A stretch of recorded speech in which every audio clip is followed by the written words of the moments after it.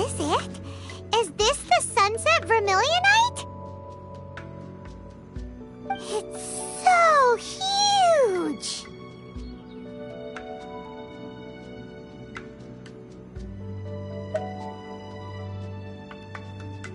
That's true, but then again, why isn't it floating? Plaustrite doesn't float until it's activated.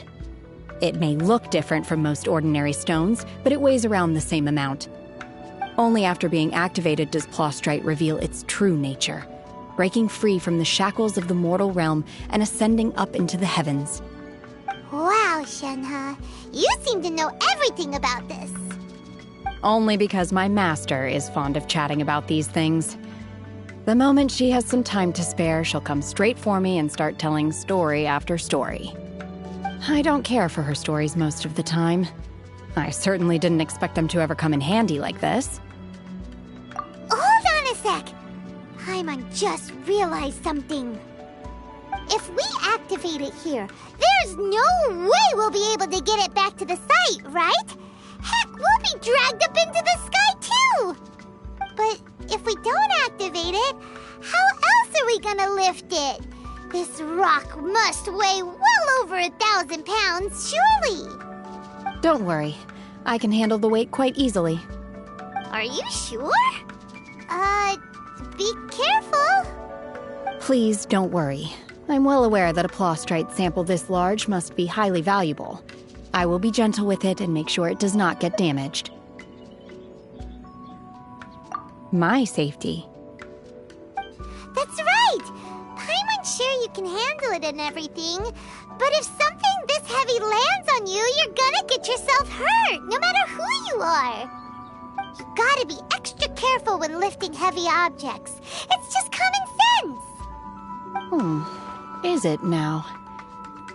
Well then, thank you. I'll go on ahead with the Plaustrite. Let's meet at the building site later. How is Shenhe able to carry that huge rock all by herself? Adepti super strength much? We can't slow down yet. Let's go meet her at the building site.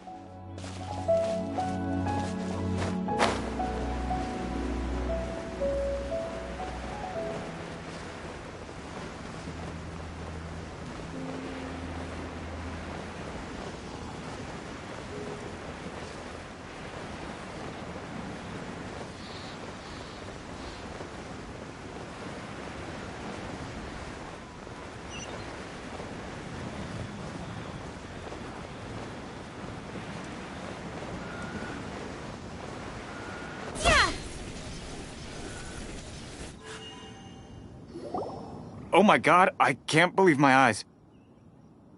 How can she lift that massive rock all by herself? She's got to be one of those Adepti, surely. Oh, mighty Adeptus, please give me your blessing so that in the coming year I may reap a more bountiful salary. This is top tier in size and quality, and the condition it's in is quite simply immaculate. Congratulations, this item is approved for submission. I'm going to award you full marks for the Sunset Vermilionite item. May I take your name? My name isn't important. I'm not even here to compete. I was just delivering this for some other people. They should be here any minute now. Shenhua, and Ningguang's little helper. Ah, so you're the ones behind this. No wonder. The rarest talent turns in the rarest Plostrite specimen. But I have to correct you on one point. It's not helper, it's secretary. Okay then, Miss Secretary, what do you think of the rock we found? Pretty amazing, right? In truth, it is the finest piece of Plostrite we have received so far. If everything goes according to plan, we will use this piece in the foundation of the Jade Chamber, which will enable us to proceed to the next stage of construction. As a side note, Lady Ningguang has rented some dwellings in the nearby area to serve as accommodations for the contestants. If you need a place to rest, you are welcome to stay there. Now, please excuse me. As you can see, there is still a lot of work to do on the building site. Shenhua, just now on the way over, pretty much everyone was singing your praises. Oh, really? What kind of reaction is that? So strange. Aren't you happy about it? Whenever Paimon gets praised, Paimon can't help but hold her head up high and break into a big smug smile. I've had similar compliments before. They call me an Adeptus, treat me with great deference and respect, as if I'm set apart from the common folk. Yeah, 'cause that's how Adepti are. At least the ones we've met are pretty unique and reclusive, too. Way different than normal people. But I am not... Shenhua? I'm fine. I've been exerting myself quite a lot ever since we set foot in that abode. I'm just a little fatigued. Well, Byron said that there are some makeshift hotels we can use, right? Let's go check in and take a rest. No need. I simply need to find myself a secluded place in the wilderness to sit and meditate in silence. You can't do that. It's dangerous out in the wild on your own. When you're hungry, you go eat something tasty. And when you're tired, you go lie down in a nice, comfy bed. All right? Seriously, don't punish yourself like this. Okay. If you insist. Great! Now we're talking. Let's head to our hotel.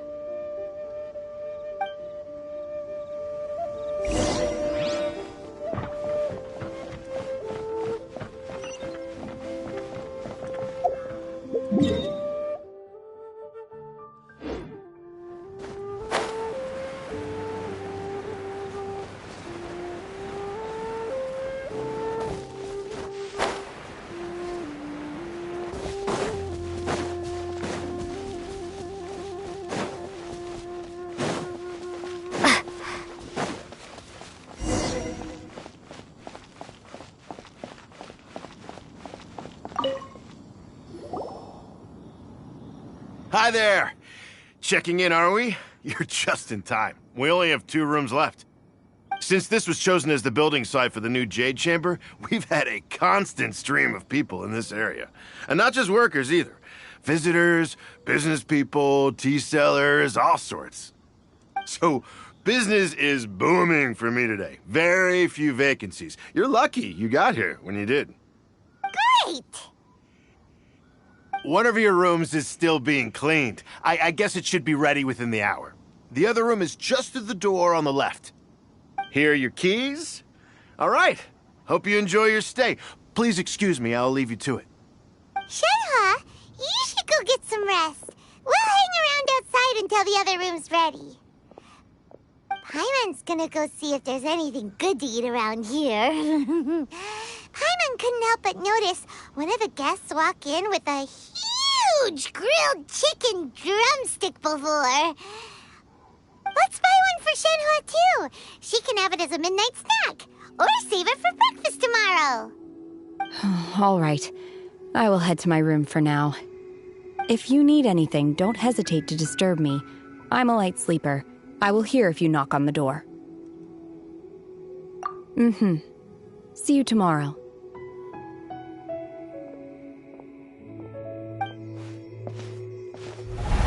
Hey! Isn't that Cloud Retainer? What's she doing here? Let's go and say hi.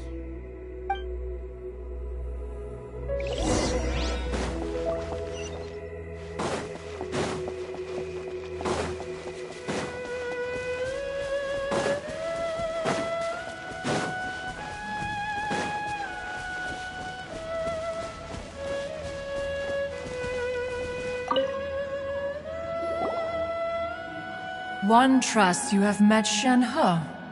So, are you getting along quite well? So far, so good. Yeah. So, you know Shenhe too, Cloud Retainer? Naturally. Save for Ganyu, who spends the majority of her time in Liyue Harbor. All the Adepti living today are acquainted with Shenhe to some degree. Cool. So, what's her Adeptus name anyway? Calling her Shenhe feels kind of friendly, but also kind of disrespectful. So Paimon's thinking maybe it'd be better if we called her by her Adeptus name instead. Her Adeptus name? Why, pray tell, would Shenhe have an Adeptus name? Don't all Adepti have a special title they go by? On this latter point, you are correct. However, Shenhe is human. Oh, right. Wait, what? What? You knew already? So is Paimon the only one who didn't know? Do you mean to say that she presents differently from ordinary human beings? Well, to start with, her problem-solving methods are extremely direct. Ah, yes. She was like this all those years ago when one first met her. In this respect, she has not changed. One first found Shenhe by chance in a cave. One was passing by and sensed the presence of a god's remains. Being of an ever-vigilant disposition, one entered immediately to inspect the scene. Inside was Shenhe, then aged around 6 years old. In her hand, she held a dagger with which she was confronting a monster that was the god's remains incarnate. That sounds so dangerous.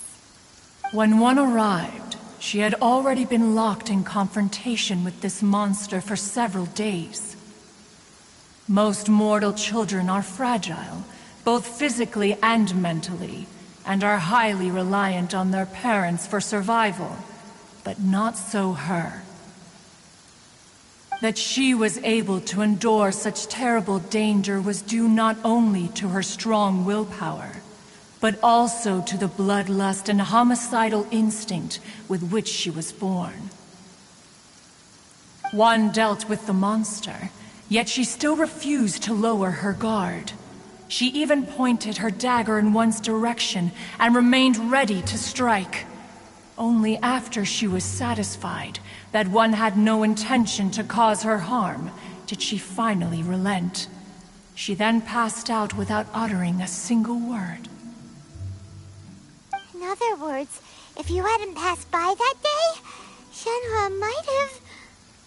Not necessarily. Upon one's arrival, one could sense that the god's wrath was gradually receding. Even had the stalemate continued, one suspects that Shen He may have still emerged the victor of the confrontation. That's still so dangerous, though. Why was a tiny little kid battling against the wrath of a god in the first place? Alas, the mortal world is rife with suffering of every kind. And she had experienced her fair share of this, even at a tender age. Seeing that she was homeless, one decided to adopt her. Indeed, it is one to whom she refers. Shen He has an extraordinary constitution, making her well adapted to practicing the Adepti arts. All the Adepti cherished her talents, and so we were willing to train her. However, her homicidal urges did not subside with age. Rather, they grew stronger day by day. Mooncarver once performed a divination for her. He declared that her fate is to bear the curse of calamity. Consumed by malevolent energy, she is prone to bring harm to those around her. Such is the magnitude of the danger this poses, that her soul must be bound with red ropes to keep her homicidal instinct at bay. The red ropes have indeed served to keep her calmer and more content. They also seem to have rendered her somewhat inexpressive. Perhaps the red ropes are so powerful that they have suppressed some of her other emotions as well.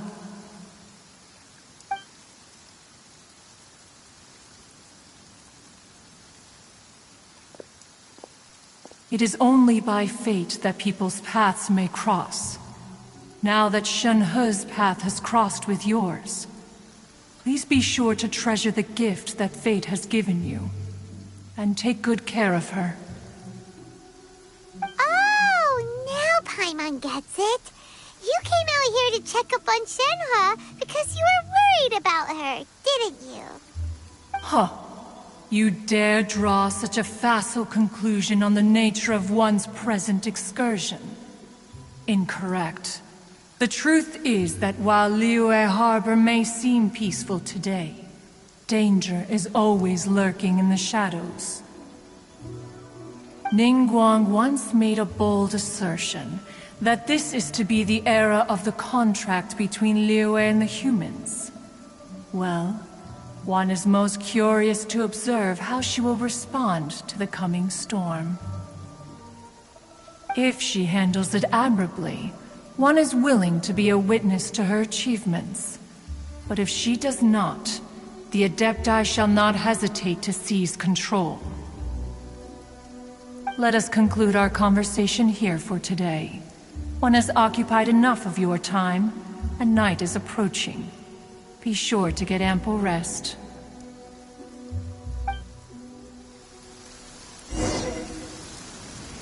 So, Shenhe isn't an Adeptus after all. She just grew up around the Adepti. Oh, no wonder she doesn't like being treated as an Adeptus. Having everyone falling over themselves to show their respect all the time must be kinda hard to deal with.